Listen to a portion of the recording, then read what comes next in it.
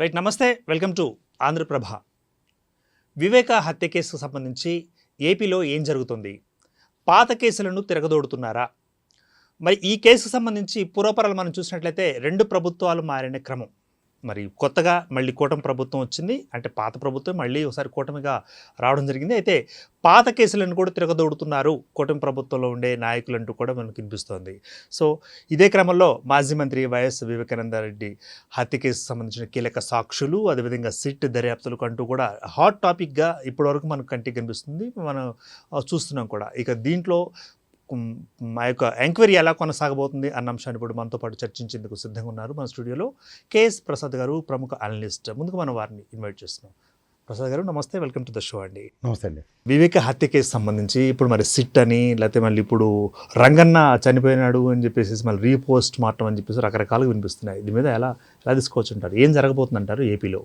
నాకు నవ్వాల ఏడవాలో కూడా అర్థం కావట్లేదు. ఎందుకంటే ఒక బుర్రతకు టీం కూర్చుని మీడియా ట్రయల్ చేసి వాళ్ళే, ఎందుకంటే ఇప్పుడు వాళ్ళు డిసైడింగ్ ఎలా చేస్తున్నారంటే ఈ వివేకానందరెడ్డి గారి హత్య కేసులో వాళ్ళు ఊహించుకున్న వ్యక్తులు ఎవరైతే ఉన్నారో వాళ్ళకి వీళ్ళ పరంగా ఉరిశిక్ష పడిపోవాలి.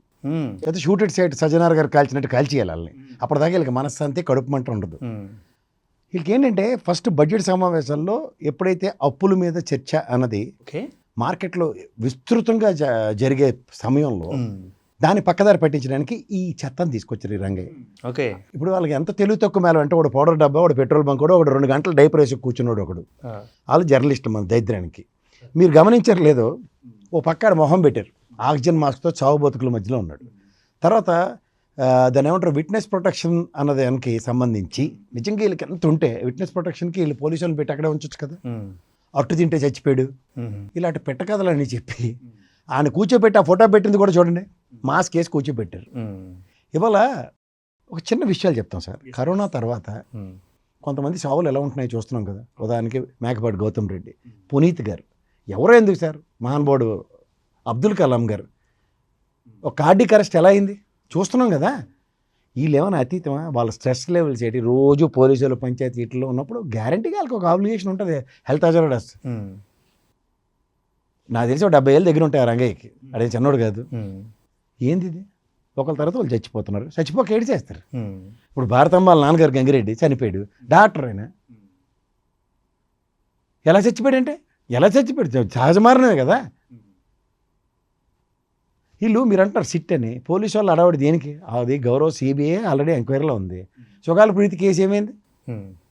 నేను 1,00,000 సార్లు చెప్పా, విత్ సబ్స్టాన్షియల్ ఎవిడెన్సెస్తో నా వీడియోలు ఎవరైనా చూసుకోండి కావాలంటే. ఓకే, ఇన్వెస్టిగేటివ్ జర్నలిజంలో ఎవరైతే పని చేస్తారో వాళ్ళకి అర్థమవుతుంది. అంతేకాని డైపర్ లేసి కూర్చుంటాం, పౌడర్ రాసి కూర్చుంటాం అంటే వాళ్ళకి అర్థమవుతుంది. ఈ జన్మకి కూడా ప్యారల్గా పెట్రోల్ బంకులు నడుపుకుంటే ఇక్కడ ఛానల్లో జర్నలిజం చేస్తామంటే కుదరదు సార్. మీరు ఆ రోజు ఇన్వెస్టిగేషన్ అథారిటీస్ 117 ఫోటోలని గౌరవ న్యాయస్థానానికి సబ్మిట్ చేశారు. ఓకే, అందులో వీళ్ళు చెప్పిన పెట్టకదేంటి, గంగిరెడ్డి గారు లోపల నుంచి తలుపు తీశాడు, వీటికి ఎవరు నమ్ముతాడు? సుధా సింగ్ మేడం గారు, ఈ రామ్ సింగ్ కన్నా ముందున్న ఇన్వెస్టిగేషన్ ఆఫీసర్ ఫర్ సిబిఐ, ఒక brutal murder and robbery has taken place అని క్రిస్టల్ క్లియర్గా చెప్పి డోర్ ఇరగ్గొట్టి లోపలికి వచ్చారు. అందుకే చూడండి, ఆ డోర్ ఇరగ్గొట్టిన ఫోటోలు ఆ 117లో ఉన్నాయి. ఓకే, అవి గౌరవ న్యాయస్థానానికి సబ్మిట్ చేశారు. ఇందులో 4 వేలు ముద్రలు, వీళ్ళు చెప్తున్న ఆ వంటోడిది, ఈ దస్తగిరి గాడిది, ఈ పనికిమాల చెత్తగాలు అందరూ వేలు ముద్రలు డేల్ అయ్యాయి. 5వ వాడు ఎవడు? అదే మిస్టరీ. వాడే ప్రొఫెషనల్ కిల్లరు, వాడే చంపాడు. వాడిని హైర్ చేసింది ఎవడో ఆ ఇన్వెస్టిగేషన్లో గౌరవ సిబిఐ పనిచేస్తుంది. కానీ వీళ్ళకి ఆత్రం సక్కులుగా ఆత్రం ఆపుకోలేకపోతుంది. మళ్ళీ సిట్ అన్నారు. సిట్ ఎందుకు వేస్తారు? సిట్ వీళ్ళని ఎవడన్నా పోనీ ఫస్ట్ సిట్, సెకండ్ సిట్ రిపోర్ట్లు ఎవరిది, ఏబి వెంకటేశ్వర గారిది, మహాంతిది తీసుకెళ్ళి సిబిఐకి ఏమైనా ఇచ్చారా? ఎవరు? మరి 3వ సిట్ దేనికి అంటే, సునీతమ్మ మనకి ఎలక్షన్లకు ఒక ఆయుధం కింద ఉపయోగపడింది కాబట్టి మీడియా స్టైల్లో. ఏది వాళ్ళు చూడండి, ఎప్పుడైనా ఆవ్యాసమే మీరు ఏ టాపిక్ వాళ్ళకి ఇవ్వండి, ఒక నిలయ విద్వాంసుల వాద్యంలో కూర్చొని ఉంటారు వాళ్ళు వచ్చి ఏడు చెప్తారు తెలుసా. బడ్జెట్ సమావేశాలు అయినా సరే ఊకిళ్ళు బాబాయ్, తల్లికి చెల్లికి అక్కకి అన్యాయం చేసినాడు, ఆడు డాక్టర్కి మాస్క్ ఇవ్వకపోతే చంపేశాడు. తర్వాత నెల్లూరులో ఒక ముస్లిం ఫ్యామిలీ అబ్దుల్ సలాం ఎవరు ఉంటారు, ఆయన ఫ్యామిలీ ఆత్మహత్యకి. 5వది ఎమ్మెల్సీ గారు బాడీని డోర్ డెలివరీ చేశారు. ఈ 5 సబ్జెక్టులతో ప్రజల్ని అలా అంతరేణికారు జయప్రద సింపతి లాగా ఇప్పటిదాకా నడిపిస్తూనే ఉన్నారు 9 నెలలు గవర్నమెంట్ వచ్చిన తర్వాత కూడా. బడ్జెట్ సమావేశంలో నేను వాళ్ళు అడిగిన ప్రశ్నకి 6,47,000 కోట్లను కన్ఫైన్ చేస్తూ చెప్తూ కొత్త అప్పు ఈ లాయల్ని ఎంత చేశారో దాన్ని యాడ్ చేసి చూపిస్తూ నిలబెట్టారు. విభజనప్పుడు 1,37,000 కోట్లు మన ఎత్తుకు వచ్చింది, 2,26,000 కోట్లు చిల్లర జగన్మోహన్ రెడ్డి ప్రభుత్వంలో చేసింది. కృష్ణగిరిగా చెప్పిన తర్వాత ఏ అప్పైనా ఎఫ్ఆర్బిఎం లిమిట్ లోపునే చేస్తాం కదా, అవన్నీ క్రిస్టల్ క్లియర్గా అమాయకుడిని చేసి గవర్నర్తో కూడా అబద్ధాలు ఆడించి 10 లక్షల కోట్లు అని చెప్పినాం. వీళ్ళు శ్రీలంక జింబాబ్వేలతో పోల్చి మాట్లాడిన దానికి మీడియా ఎప్పుడైతే వీళ్ళకి సపోర్ట్ ఇస్తుందో వాళ్ళ అడ్వాంటేజ్ తీసుకుని కథ మనం ఇటుపక్క నడిపించవచ్చు, మీరేం టెన్షన్ పడకండి అన్న భరోసాలతో జరుగుతున్న దరిద్రం కింద దాన్ని అభివర్ణించండి. ఇప్పుడు వివేకానంద రెడ్డి కేసు విషయంలో ఇట్ ఈస్ బిన్ ఆల్మోస్ట్ 10 ఏళ్ళు అయింది. అవునండి, దగ్గర 10 ఏళ్ళు అండి, 7వ ఏడు ఇది 7th ఇయర్. లాస్ట్ ఎలక్షన్ ముందు చనిపోయాడు ఆయన. ఎలక్షన్ అయింది, అప్పుడు ఉంది తెలుగుదేశం గవర్నమెంటే, టీడీపీ. ఈవెన్ సుగాల్ప్రీత్ కేసు కూడా టీడీపీ గవర్నమెంట్లోనే అయింది. కానీ వాళ్ళు ఉపయోగించిన విధానం, ఎంక్వైరీ చేసిన విధానం, చేతులు ఎత్తేసిన విధానం, దీస్ ఆర్ ఆల్ మిస్టరీస్. ఎవరు చేయట్లేదు, ఎవరు అవ్వట్లేదు అంటే వీళ్ళు ఆత్రం ఆపుకోలేకపోతే మనవాడి చేస్తాం.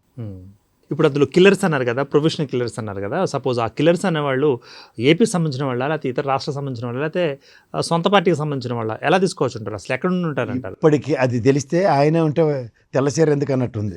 ఆయన పట్టుకుంటే ఈ కేసు 2 నిమిషాలు సాల్వ్ అవుతుంది. That is what is taking place from years. ఇది గమనించమనండి ఎవరైనా సరే. వీళ్ళకి అడావిడైపోయి రంగాన్ని చచ్చిపోయాడు కాబట్టి రంగాన్న ఎవడో చంపేశాడు అని కొత్త కథలు వెళ్ళుకుంటూ వెళ్ళిపోతే కాలక్షేపం ఉంటుంది. భారతమ్మ గారు నాన్నండి ఆయన గంగిరెడ్డి, ఆయన చచ్చిపోతే వాళ్ళకి దానికి కూడా చంపేతారు ఎవరన్నా. ఏం మాడుతున్నారు వీళ్ళు అని అర్థం ఉండాలి కొన్నిటికి. Okay sir, we got very talk from you sir. Thanks for the participation with me. Thank you very much అండి కేఎస్ ప్రసాద్ గారు. కేఎస్ ప్రసాద్ గారు ప్రముఖ అనలిస్ట్, తన యొక్క అభిప్రాయాన్ని వ్యక్తీకరించారు. మరి ప్రభుత్వాలు అనేవి కంపల్సరీగా ప్రభుత్వ పరిపాలన మీద దృష్టి పెడితే బాగుంటుంది. సో పాత కేసులు, లేకపోతే పాత కథలు, పాత కక్షలు అంటూ మరి కక్షలు కార్పణాల మీద దృష్టి పెడితే ప్రభుత్వ పాలన లేదా ప్రజాపాలన అనేది కాస్త భారమయ్యే అవకాశం కూడా ఉంటుందంటూ. సో జరుగుతున్న నేపథ్యంలో జరుగుతున్న పరిణామాలకి ఫలితం అనేది రానున్న కాలంలో మనమే వేచి చూస్తాం. So what will be happened అన్నది మనం చూసే అవకాశం ఉందంటే కూడా తన యొక్క అభిప్రాయంగా చెప్పారు. Keep watching Andhraprabha.